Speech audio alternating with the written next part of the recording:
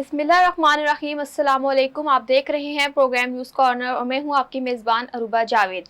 जैसे कि कल मुल्क भर में शटर डाउन हड़ताल का ऐलान किया गया है और ये हड़ताल का ऐलान ताजिर बरादरी की तरफ से किया गया है। बढ़ती हुई महंगाई और बढ़ते हुए टैक्सेस की जानिब से ये हड़ताल का ऐलान किया गया है। इस हवाले से हम गुफ्तगू करेंगे। हमारे साथ मौजूद है हमारे मोअज़्ज़िज़ मेहमान गुलाम मुस्तफ़ा अंसारी साहब, जो कि नेशनल पीस काउंसिल के चेयरमैन हैं और मरकज़ी नायब सदर भी हैं PMLQ के। और उसके साथ दूसरे मेहमान मौजूद हैं डॉक्टर मोहम्मद अरशद साहब, जो कि CEO है गौसिया इंटरनेशनल प्राइवेट लिमिटेड के। अस्सलाम वालेकुम सर, कैसे हैं आप? जी ठीक है वालेकुम अस्सलाम। सर, जैसे कि कल मुल्क भर में ताजिर बरादरी ने हड़ताल का ऐलान किया है, तो आप थोड़ा सा बताइए कि किस हवाले से हड़ताल की जा रही है और ये कब तक जारी रहने के इम्कानात हैं? देखिए ये पहले दिन से ही एक स्ट्रक्चर है कि जब भी आवाम के मसाइल की बात होती है तो ताजर बरादरी जो है बाहर निकलती है। तो अभी जो हालात हैं, महंगाई है, बेरोज़गारी है, हर चीज़ जो है वो अरूज पे पहुंची है। तो ये एक ताजर बरादरी का राइट था। ये तो बहुत पहले भी हो जाना चाहिए था। तो ये 28 तारीख को इन्होंने हड़ताल का ऐलान किया, जिसके बाद अमीर जमात इस्लामी उसने भी इसकी तायद की और 28 तारीख को हड़ताल का जो ऐलान उन्होंने भी कहा कि हाँ, जमात इस्लामी की तरफ से भी होगा। तो ये एक दबाव होता है हुकूमत के ऊपर, ताकि वो महंगाई जो है वो कम करे, वो जो मसाइल हैं अवाम के उसके लिए कोई जो पॉलिसी है उसको सामने लेके आएँ।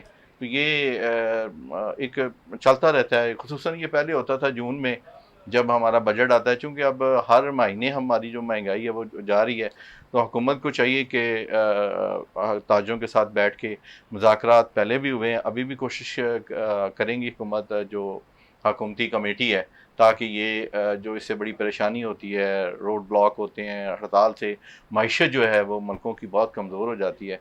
लेकिन ताजिर बरादरी ने अपना वजूद भी बताना है कि हम लोग हैं इस मुल्क के अंदर, और हमारे जो मसाइल बढ़ रहे हैं, महंगाई है, ख़ुसूसन जो बिजली के रेट्स हैं, वो उससे जो ताजिर बरादरी की कमर टूटी है, जो हमारी इंडस्ट्री है, ख़ुसूसन मैं चूँकि बिलॉन्ग करता हूँ फैसलाबाद से, वो सारी की सारी बंद हो चुकी है।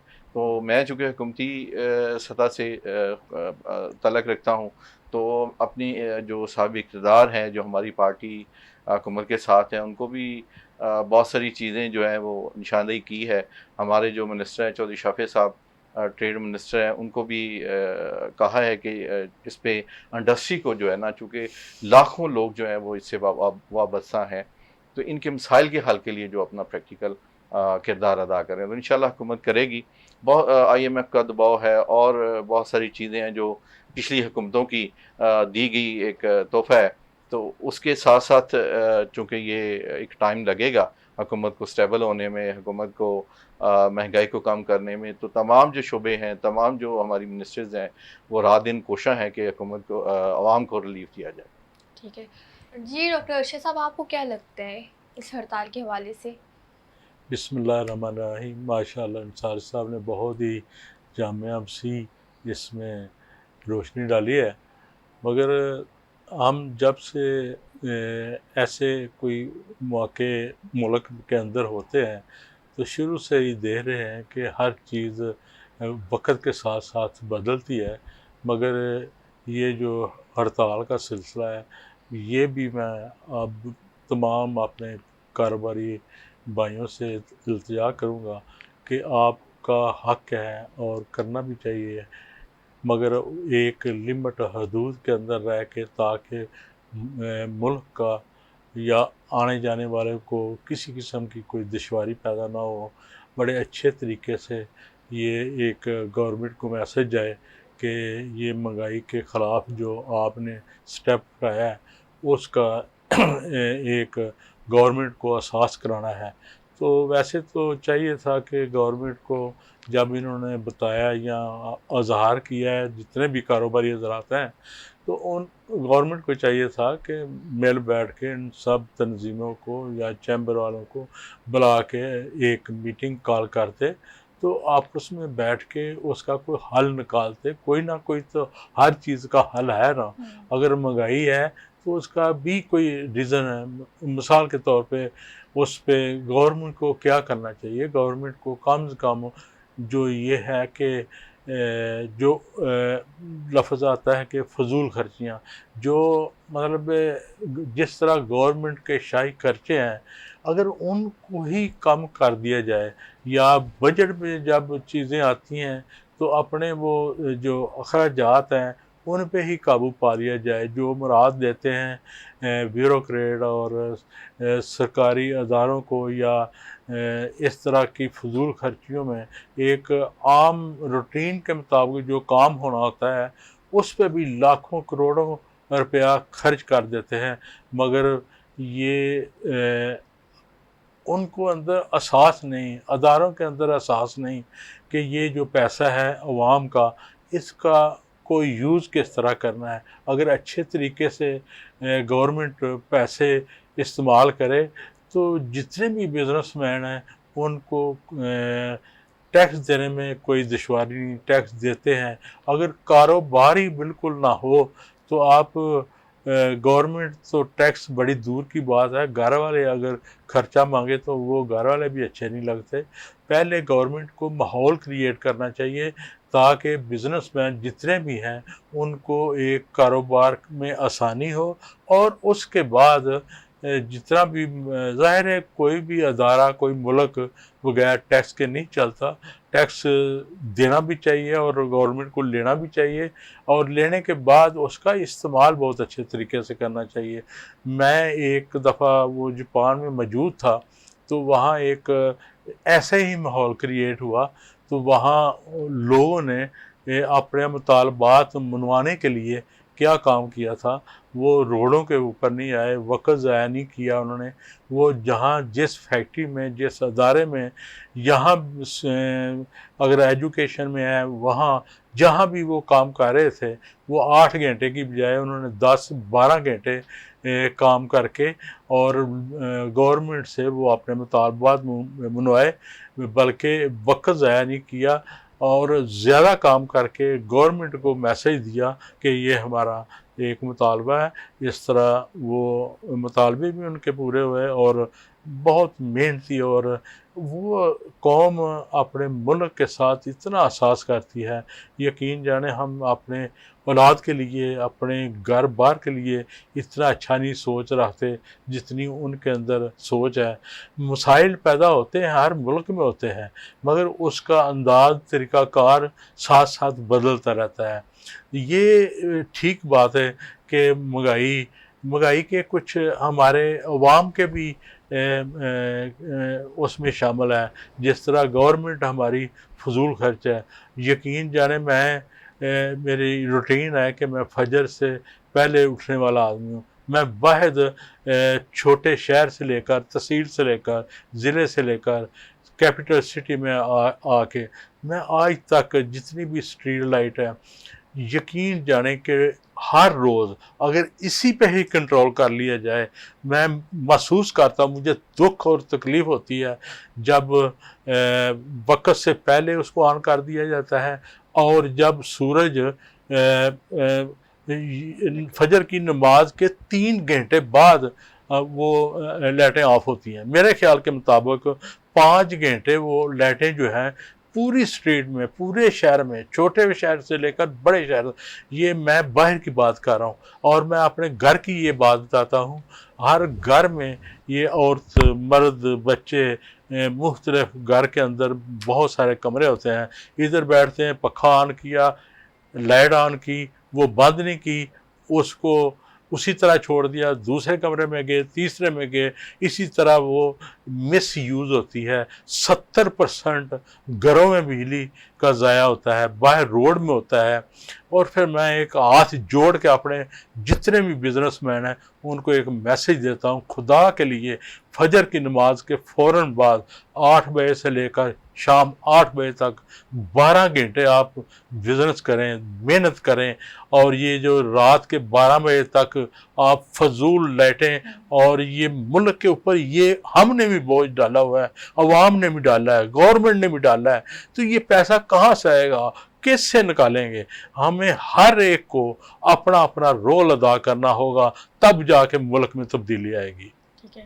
اچھا غلام مصطفیٰ صاحب، آپ بتائیے کہ تاجر برادری نے ایک یہ مطالبہ کیا ہے کہ یہ جو ہے چاہے وزیر اعظم ہیں، وزیر اعلیٰ ہیں، یا جو جتنے بھی وزراء ہیں، ان سب کو جو ہے کرٹس گاڑی دی جائے استعمال کرنے کے لیے، بڑی گاڑیاں ان سے واپس لی جائیں، اور جتنے بھی ان کو جو فری بجلی ہے، گیس ہے، پیٹرول ہے، یہ تمام سہولیات جو ہیں ان سے واپس لی جائیں. تو اس بارے میں آپ کا کیا خیال ہے کہ ایسا ہو سکتا ہے، ممکن ہے ایسا؟ دیکھیے ممکن ہونے کو تو سب کچھ ہو سکتا ہے. سب سے جو مین چیز ہے نا، جو ون لائن ہوں ایجنڈا ہونا چاہیے، وہ یہ ہے کہ اس ملک کے اندر ہمیں اس ملک کے لیے مخلص ہونا ہے. ہوں خواہ وہ کوئی بھی طبقہ ہو، کسان ہے، مزدور ہے، اسٹوڈنٹ ہے، وہ ہمارے علماء ہیں، وہ ہمارے سیاستدان ہیں، ہمارے حکمران ہیں. لیکن تھوڑی سی بدقسمتی سے کچھ طبقات جو ہیں وہ اپنی عیاشی کے لیے اقتدار میں آتے ہیں، اور پھر وہ اپنی وہ کسریں پوری کرتے ہیں، جو کہ عوام کو، جو محنت کش لوگ ہیں، جو برڈن ان کو اٹھانا پڑتا ہے. اب یہ جو تاشوں کا جو مطالبہ ہے، میرا خیال ہے کہ یہ حکومت کو اس پہ بڑی سنجیدگی سے بات کرنی چاہیے. بینگ پاکستانی میں بات کر رہا ہوں، نہ یہ کہ میں ایک پاکستان مسلم لیگ کاف کا چونکہ ہماری گورنمنٹ ہے. دیکھیے جو بھی ہے، ہمارے جو دو منسٹریاں ہمارے پاس ہیں، ہمارے پاس چودھری سالک صاحب کے پاس ہے مذہبی امور اور اوورسیز پاکستانی، بہت ہی اچھے طریقے سے وہ پریزنٹ کر رہے ہیں.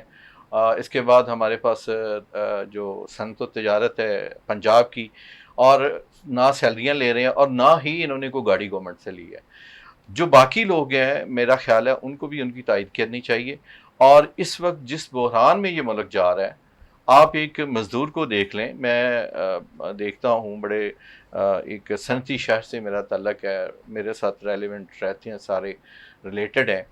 تو جو حالات ہیں، ایک عام مزدور کے خودکشیاں ہو رہی ہیں، لوگ اپنے بچوں کو مار رہے ہیں، لوگ جو ہے وہ بیوی بچوں سمیت خودکشیاں کر رہے ہیں.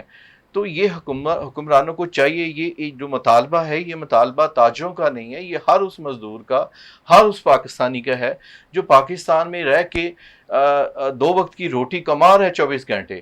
وہ ہمارا مزدور ہو، ہمارا کسان ہے، تو اس کو دو وقت کی روٹی بھی عزت کی نہیں مل رہی، وہ بچوں کو فیسز نہیں دے پا رہا، اور اس کا سارا جو بارڈن ہے، وہ جو اس کا بجٹ ہے، وہ بجلی والے لے جاتے ہیں، وہ واپڈا والے لے جاتے ہیں، وہ بل میں داخل ہو جاتا ہے. جو آج پچھلے کوئی 6 سے 7 ماہ میں سب سے جو اہم مطالبات کرنا چاہیے، وہ یہ ہے کہ آئی پی پیز کو ختم کرنا چاہیے. ان کے ساتھ جو معاہدہ ہے کہ ایک یونٹ پیدا نہیں کر رہے، اور یہ کتنا بڑا مذاق ہے.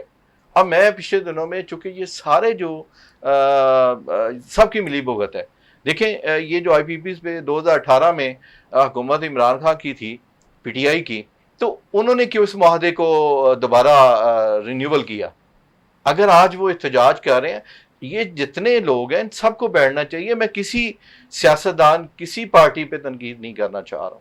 خدا کا واسطہ ہاتھ جوڑ کے میری اپیل ہے کہ آپ سوچیں غریب آدمی کے لیے. پاکستان ہوگا، پاکستان کا غریب مزدور ہوگا تو ملک یہ آگے چلے گا، نہ ان وڈیروں سے. یہ 2% لوگ ہیں، اگر ان کے ساتھ، یہ تو بڑی چھوٹی سی چیز ہے.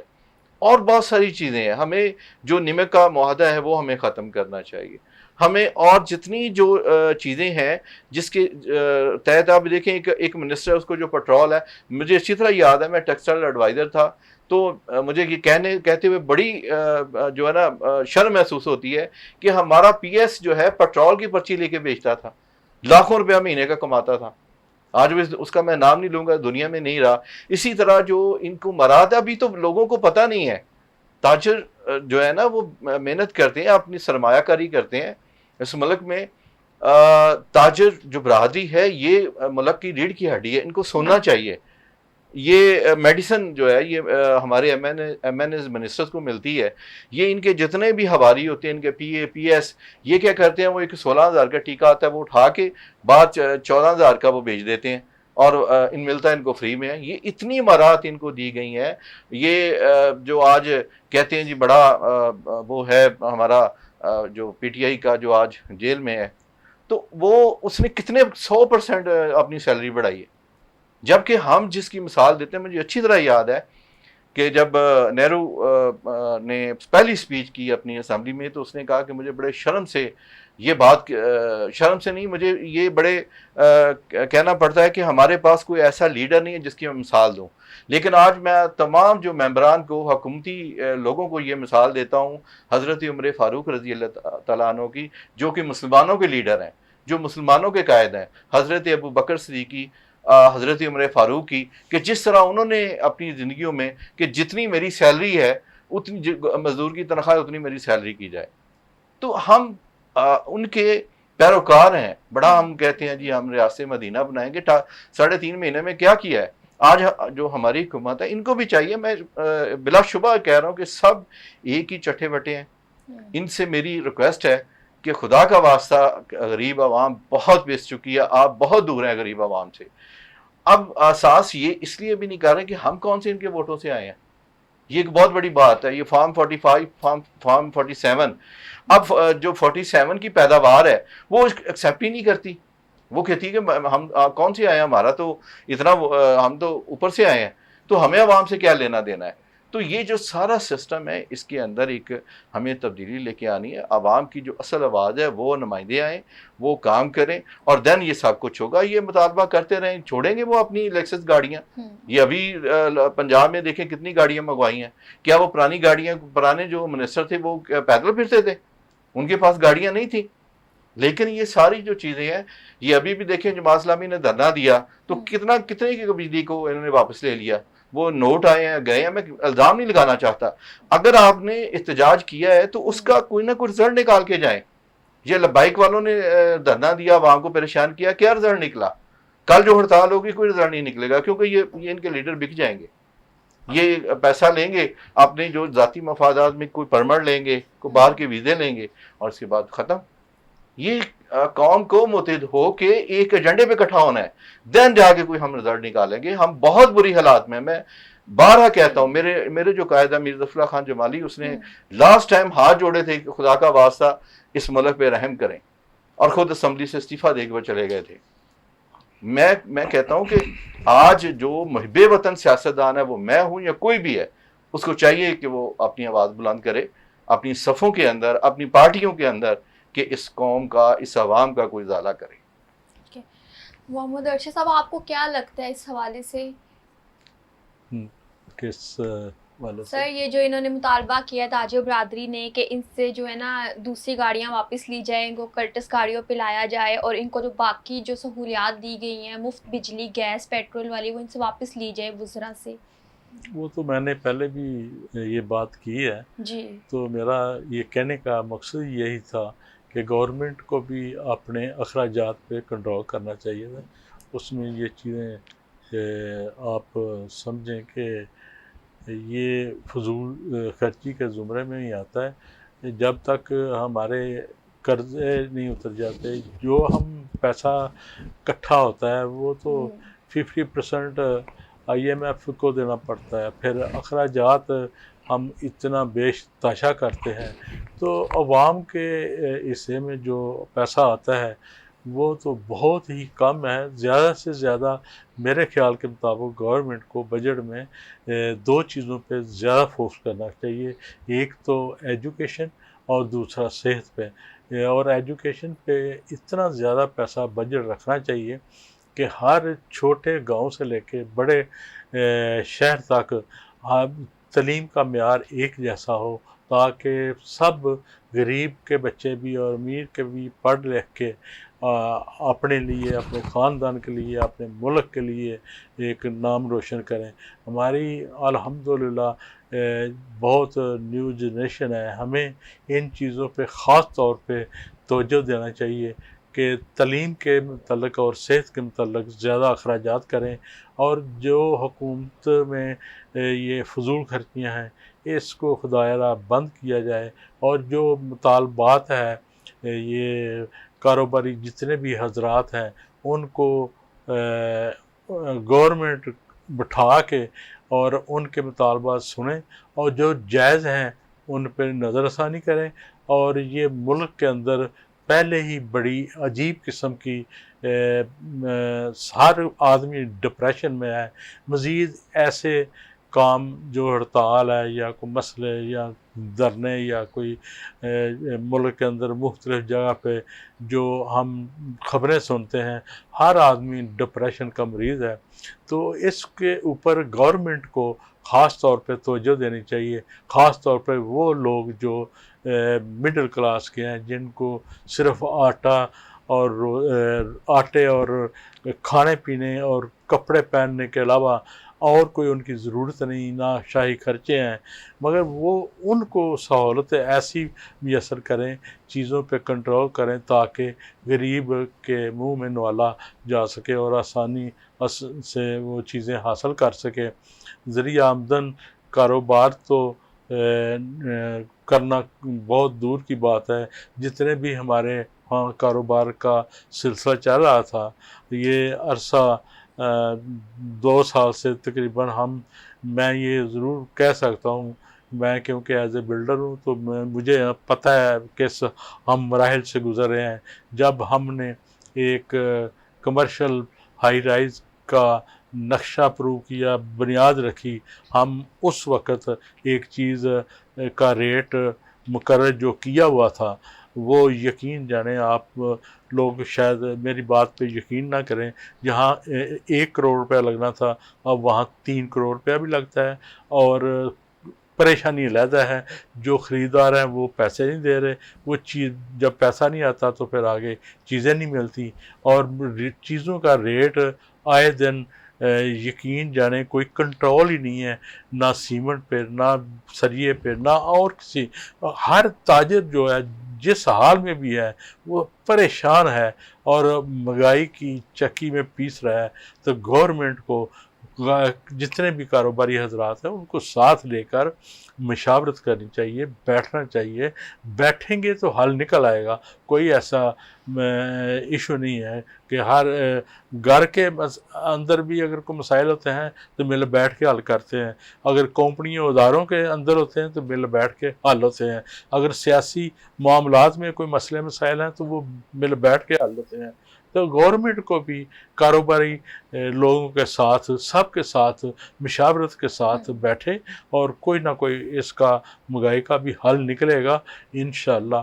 یہ مایوس نہیں ہونا چاہیے، کوشش جاری رکھنی چاہیے. میں تھوڑا سا اس بات کو آگے بڑھاتا ہوں ڈاکٹر صاحب کی، کہ انہوں نے بڑی خوبصورت بات کی کہ جو ملک کے اندر جو سب سے جو مین ہوتا ہے وہ ہوتا ہے آپ کا ایجوکیشن اور آپ کی جو ہیلتھ ہے، اس پہ توجہ دینی چاہیے. اب معذرت کے ساتھ میں نے مسلم لیگ کاف کے اندر رہ کے اس پہ احتجاج کیا کہ ہمارا جو اس ملک کا جو ہیلتھ کا بجٹ ہے وہ 27 ارب روپیہ رکھا گیا ہے، اور جو ایجوکیشن کا بجٹ ہے وہ 65 ارب ہے.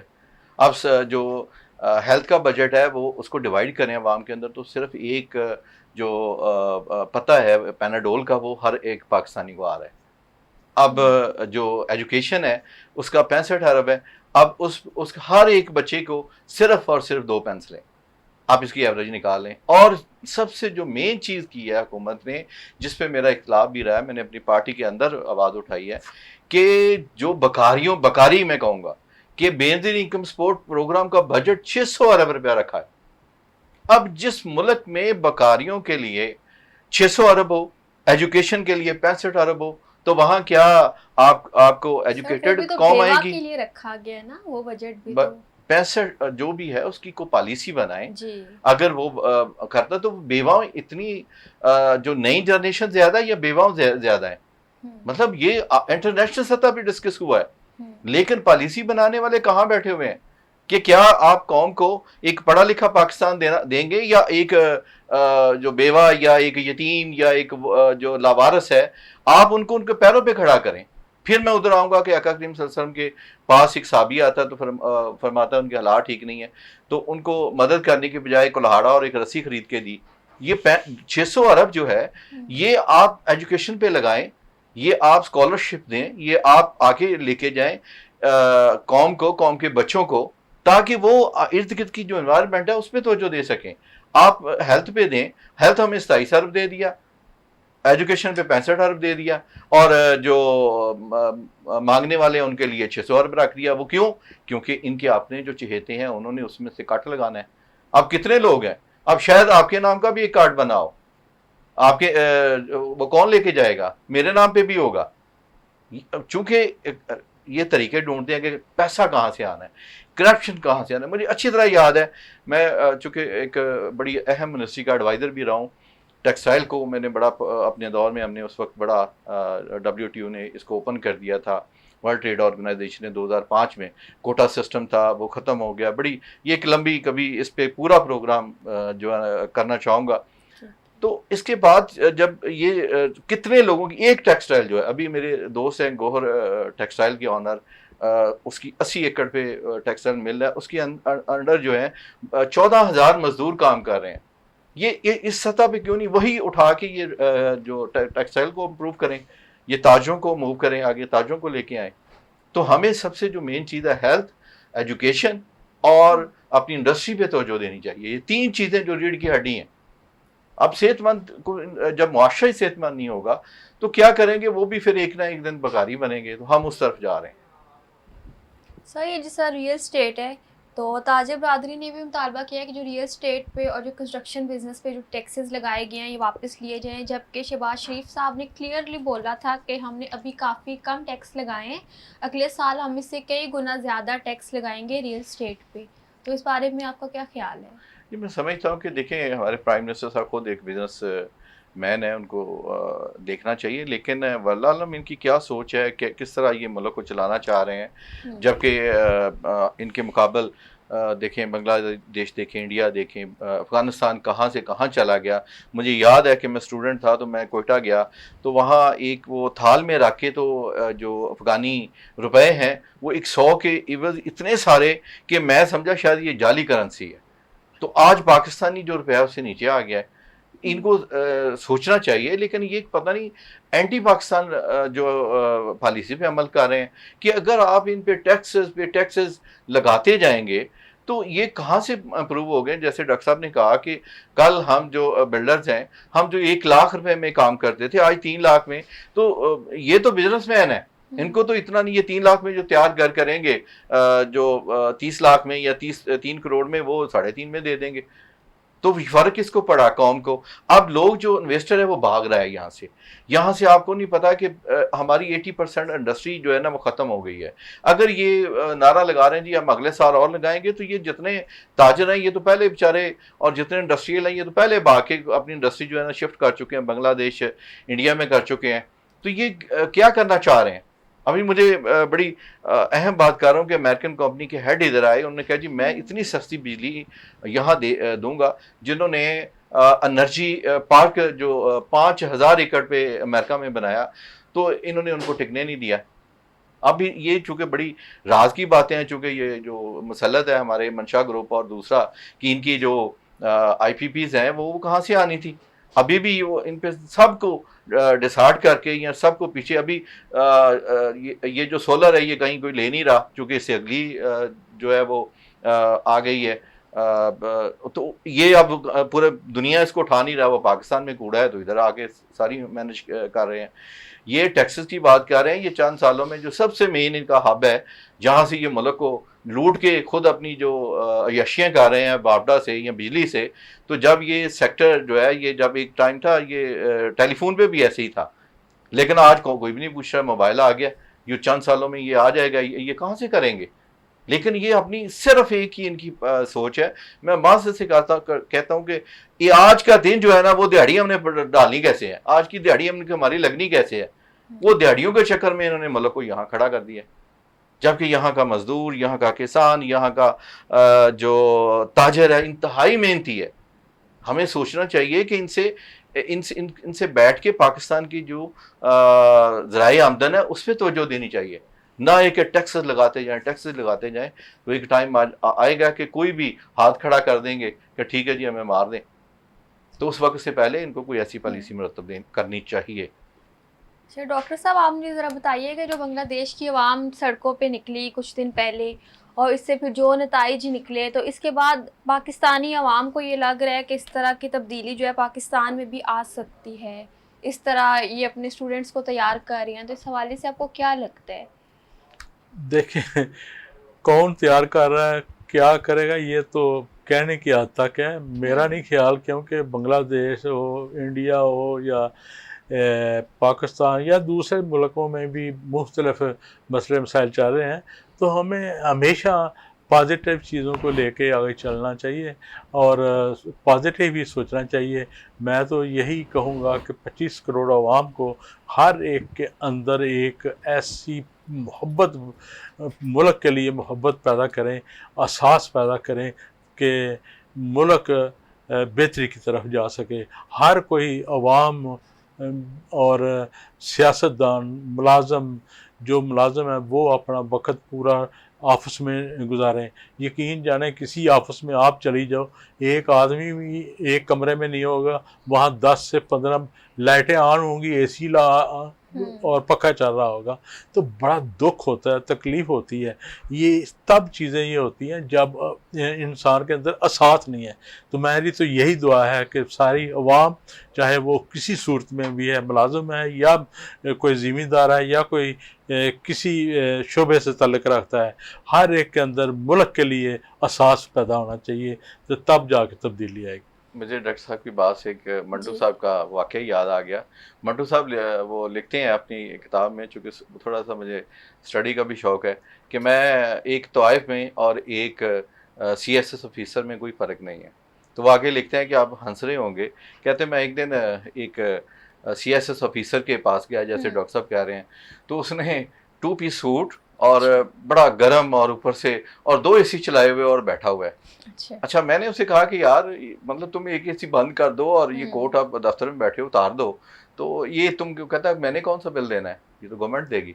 اچھا چلیں، کہتا میں کچھ دن کے بعد کسی دوست نے کہا جی آپ نے طوائف کا انٹرویو کرنا ہے. میں ادھر گیا تو بیوی نے 3 AC لگائے ہوئے ہیں، رضائیاں 2 اوپر، کمبل لیے ہوئے ہیں، تو سوئی ہوئی ہے وہ جو طوائف تھی. اچھا میں نے اس طوائف سے پوچھا کہ محترمہ آپ یہ 2 AC بند کر دیں، آپ نے یہ جو کمبل لیے ہوئے ہیں یہ اتار دیں. تو وہ آگے سے کہتی ہے بل کون سا میں نے دینا ہے. تو اس ملک کا یہی حال ہوگا، جیسے ڈاکٹر صاحب نے کہا کہ اس ملک کا CSS آفیسر اور ایک طوائف میں کوئی فرق نہیں ہے. وہ ایک ہی چیز سوچتے ہیں، ان کی جو سوچنے کا جو انداز ہے وہ ایک ہی ہے. وہ میں بڑے ایک دن میں ایک آفیسر کے پاس گیا، وہ 21ویں گریڈ کا ریٹائر ہو رہا. تو میں نے کہا چلیں اسے میں کر دوں. میرے دور میں وہ میرا سیکشن آفیسر رہے تھے جب میں ایڈوائزر تھا منسٹری آف ٹیکسٹائل میں. تو وہ نا مجھے چائے دی، خود بھی چائے لی، اور وہ چینی ہلا رہا ہے. تو کہتا ہے انصاری صاحب میں تو باہر شفٹ ہو رہا ہوں، بچے میرے باہر شفٹ ہو گئے ہیں، اس ملک نے کا بیڑا غرق ہو گیا، اس ملک نے کیا دیا، میں اس ملک میں رہنے کا کوئی وہ نہیں ہے جواب، میں جا رہا ہوں. اچھا غصہ مجھے بڑا چڑھا کہ آپ کو اس ملک نے کروڑوں روپیہ سیلریاں دیں، آپ اس ملک کے گھر میں رہے، آپ کے بچوں کی تعلیم، آج آپ ریٹائر ہو رہے ہیں. اور میں نے کہا جو آج تم ابھی بھی جو چینی حل کر رہے ہو یہ اس ملک کی ہے، اس ملک کے ٹیکسز کی ہے، غریب عوام کے ٹیکسز کی ہے. آپ کو شرم نہیں آتی؟ آپ کو پوچھنے والا کوئی نہیں ہے کہ آپ نے 21 سال 20ویں گریڈ میں بیٹھ کے جو جاب کیا، آپ جس سے ریٹائر ہو رہے ہیں، گریجویٹ ہی آپ نے باہر شفٹ کر دی. تو آپ اس ملک کو یہ کہتے ہوئے آپ کو شرم نہیں ہے کہ اس ملک میں کوئی حاجہ نہیں ہے، کوئی اس ملک میں رہنے کا جواز نہیں ہے؟ چونکہ بیسک تو یہ ملک آپ لوگوں نے چلانا تھا، لیکن خدا اس ملک میں پوچھنے والا کوئی نہیں ہے، اس ملک میں ان لوگوں کو کہنے والا کوئی نہیں ہے، ان لوگوں کا کوئی احتساب کرنے والا نہیں ہے. لابنگ سسٹم چلتی ہے، دھڑا سسٹم چلتا ہے، وہ سیاسی جماعت ہو یا کوئی پولیٹیکل پارٹی ہو یا بیوروکریسی ہو. ایک ہی ہماری امید ہے، وہ ہے پاک فوج. اور پاک فوج کے ساتھ کو چاہیے کہ ان کو ڈیسیجن کر کے ان کو وہ لتر مارے اور ان کو پھانسیاں دے چوکوں میں ایسے بیوروکریٹ کو کھڑے کر کے جن لوگوں نے اس ملک کو یہاں تک پہنچایا. اچھا سر، یہ جو سانحہ بلوچستان ہوا ہے، وہ مسافر بس پہ جو دہشت گردوں نے حملہ کیا ہے، یہ جو بس ایران کی طرف جا رہی تھی، تو اس کی کیا وجہ تھی یا کیوں ہوا ہے، یہ کیا لگتا ہے آپ کو؟ جی میں سمجھتا ہوں یہ جو آج کا نہیں، یہ اکثر ہمارے ساتھ ہوتا رہتا ہے. یہ ایک lobby BLA Balochistan liberation army جس نے ایکسیپٹ بھی کر لیا. یہ پہلی دفعہ نہیں، جب بھی ہمارے یہاں سے زائرین جاتے ہیں ایران کے اندر ان کے ساتھ یہی سلوک کیا جاتا ہے. ایک جو صوبائی تعصب ہے اس کو پھیلایا جاتا ہے. کبھی کوئی لیڈر اٹھتی ہے، وہ مائرنگ بلوچ ہو یا کوئی، وہ کہتی ہے جی بڑا جی ہمارے بلوچستان کے ساتھ زیادتی ہو رہی ہے، کوئی اٹھتا ہے ادھر یہ ہو رہا ہے. سب سے زیادہ جو قربانی وہ پنجاب دے رہا ہے، چونکہ بڑا بیٹا ہے پاکستان کا، اس لیے اس کو صاحب کی سننی بھی پڑتی ہے. آج یہ کر کے دیکھ لیں، یہ بلوچستان یا دوسرا چند دن ہی نکالیں گے. ہمارے بھائی ہیں بلوچ، وہاں بلوچ بھی شہید ہوئے ہیں، میں ہمارا جب پرچم جلایا گیا تو میں B A national peace council as a chairman میں نے وہاں جا کے سبز ہلالی پرچم جو ہے وہ وہاں ایک ریلی نکالی جو کہ 6 کلومیٹر لمبی تھی. مجھے دھمکیاں دی گئی. میرے وہاں لورا لائی کے اندر شہید کیا گیا، باز عادل کو شہید کیا گیا، ملک مومن خان منگل کو شہید کیا. کیوں؟ وہ امن مشن کے لیے کام کر رہا تھا. ہمارے وہاں فوجی بھی شہید ہوئے ہیں، ان کا کیا قصور ہے؟ تو یہ جو چیزیں ہیں یہ بیسک پاکستانی نہیں ہے. اینٹی پاکستان لابیز جو کام کر رہی ہیں، جو پاکستان کو نہیں چاہتی ترقی کرے، تو وہ کبھی کسی بلوچ کو خرید لیتی ہیں، کبھی کسی سندھی کو خرید لیتی ہیں. آج جو سندھ کے اندر حال ہے، وہ جو ڈاکو راج ہے، اس کے پیچھے کون ہے؟ جو کراچی کے اندر دہشت گردی ہوتی رہی ہے، اس کے اندر کون ہے؟ جو سکون تو ہے تھوڑا پنجاب کے اندر، چونکہ پنجابی جو ہے یہ غیرت مند ہے، یہ کسی کے ساتھ زیادہ بکتا نہیں ہے، خود کماتا ہے، کچھ خود کھاتا ہے. میں کسی کو نہیں کہنا چاہتا، ہمارے بلوچ بھائی ہیں. تو یہ کہہ کے کہ ان کے آئی ڈی کارڈ چیک کر کے ان کو پنجابی سمجھ کے مارنا، تو یہ آج 80% جو بلوچ ہے ان کا جو ذریعہ آمدن ہے وہ پاکستان کی وابستہ ہے. وہاں ہے کیا؟ وہاں صرف ان کی ذریعت ہے، وہ بھی بڑے بڑے سردار ہیں، وہ اپنی قوم کے ساتھ کیا کر رہے ہیں، ان کو کس طرح غلاموں کی طرح رکھ رہے ہیں. تو یہ ایک لمبی ڈبیٹ ہے. پاکستان ہے، بلوچستان ہے، سندھ ہے، KPK ہے، پنجاب ہے، یہ سب جو ایک ہمارے جیسا ایک گھر کے 4 بچے ہوتے ہیں، کمانے والے کو زیادہ کماتا ہے، کوئی کم کماتا ہے، لیکن کھاتے اکٹھا ہے. ان کا ڈائننگ ٹیبل، ان کا جو کھانے والا سسٹم ہے وہ ایک ہے. ہمیں ان جو باہر کی جو لوگ ہیں، BLA کو کون سپورٹ کر رہا ہے؟ وہ کیوں مار رہے ہیں؟ اس لیے کہ ان کے اندر جو آئے. لیکن اب وہ وقت نہیں ہے، اب نیٹ کا دور ہے، سوشل میڈیا کا دور ہے. اب ان کے کسی کھاتے میں کوئی نہیں جائے گا. اب سب کو پتہ ہے کہ پاکستان ہے تو ہم سب ہیں. اچھا ڈاکٹر صاحب، یہ آخری سوال ذرا مجھے بتائیے گا، یہ جو بلدیاتی الیکشن ڈیلے ہوئے ہیں 4 مہینے کے لیے، تو کیا وجہ ہے اس کی؟ کیا لگتا ہے آپ کو؟ مجھے تو یہی لگتا ہے کہ جو ملک کے حالات جس طرف جا رہے ہیں اور امن و امان نہیں ہے، تو یہ انہوں نے جو بھی فیصلہ کیا ہے، سوچا ہے، یہ پتہ نہیں گورنمنٹ کے مفاد میں ہے یا عوام کے مفاد میں ہے، اور کچھ اس کے پیچھے وجوہات تو ہوں گی. آپ کو کیا لگتا ہے غلام مصطفیٰ صاحب؟ دیکھیں، میں چونکہ سیاست کا طالب علم ہوں، میں سمجھتا ہوں پہلے تو اگر اس طرح کے حالات کچھ چند دنوں میں چینج تو نہیں ہوئے کہ پہلے بڑی یہاں دودھ کی نہریں بہہ رہی تھیں اور بڑے سبز ہلالی پرچم جو ہر جگہ پہ لہرائے جا رہے تھے اور بڑا پرامن سکون تھا، اور بعد میں یہ چند دنوں میں ختم ہو گیا. انفیکٹ جب رپورٹ آئی کہ آپ کو یہاں سے ملے گا نہیں، بیسک یہ چھوٹے چھوٹے ہتھ کنڈے کر کے قوم کو، پنجابی میں کہتے ہیں، آرے لگانے کی کوشش کر رہے ہیں. جو بھی پالیسی میکر ہیں، یہ ان کی کوئی پالیسی جو ہے نا وہ دیر پا کوئی نہیں ہے. آپ نے اناؤنس کر دیا، اب اس کو ختم کر دیا. اب چند دن کے لیے دوڑیں لگی، لوگوں نے پینل بنا لیے، تو بعد میں جی ہم اس کو ختم کریں. بیسک یہی تھا کہ جو رزلٹ آئے گا وہ سب کو پتا تھا کہ جو بھی رزلٹ ہے یہ مضبوط کریں. ان کے پاس گورنمنٹ ہے. میں اپنی پارٹی کو بھی کہتا ہوں، جو ہماری جو علاقائی پارٹی ان کو بھی، کہ اللہ تعالیٰ نے آپ کو اقتدار دے دی ہے، جیسے بھی دی ہے 47 45. آپ اس پہ محنت کریں، آپ آگے آئیں، قوم کے اندر اپنی جو جڑیں مضبوط کریں، ورنہ آپ کو پوچھنے والا بھی نہیں ہوگا، آپ کو کوئی آپ کا نام لینے والا بھی نہیں ہوگا. لیکن چونکہ سب اچھا ایک ارد گرد ہر دور میں جو اقتدار کے لوگ ہیں، خوش آمدی ٹولہ ایک ہوتا ہے، تو وہ سمجھتا ہے جی بات ہی کوئی نہیں. کیا بات ہے جی، آپ تو ایسے ٹی وی پہ بیٹھے ہوئے تھے، عوام تو کہہ رہی ہے جی بس اب تو پورے پاکستان میں لیڈر ہی ہے. میں ان کو گراس روٹ لیول کی جو سیاست ہے اس کو لینا پڑے گا. اب جب رپورٹ آئی کہ یہاں سے بڑے بری طرح تھا یہ کہ اسلام آباد میں ہم پہلے کروا دیتے ہیں، تو اسلام آباد چونکہ ویل ایجوکیٹڈ لوگ ہیں تو وہ شاید یہاں کا رزلٹ اور وہ امپیکٹ دے گا. لیکن جب یہاں ایجنسیز کی رپورٹ آئی تو اس کے بعد انہوں نے کینسل کر دیا. یہ اسٹیٹس ہمیں برملا ہمیں ایکسیپٹ کرنا چاہیے کہ جو گراؤنڈ ریئلٹی ہے وہ ایکسیپٹ کریں گے تو ہم کامیاب ہوں گے. چونکہ میں ایک ایسی لیڈر کا تربیت یافتہ ہوں جس نے ہمیشہ سچ بولا ہے. وہ اسمبلی کا فلور ہو، وہ کوئی بھی پلیٹ فارم ہو، اس نے اپنی وزارت عظمیٰ قربان کر دی. تو میں چونکہ پورا اور اس باپ کا میں تربیت یافتہ ہوں کہ آپ جدھر بیٹھے ہیں محسوس ہونا چاہیے کہ آپ نے بات ٹھیک کی تھی. ٹھیک ہے غلام صاحب، آپ کا بہت شکریہ. ڈاکٹر صاحب آپ کو بھی بہت شکریہ، آپ نے ہمیں وقت دیا. اسی کے ساتھ ہم اپنے پروگرام کا اختتام کرتے ہیں. ملتے ہیں اگلے پروگرام میں نئے موضوع کے ساتھ. تب تک کے لیے ہمیں اجازت دیجیے. خدا حافظ.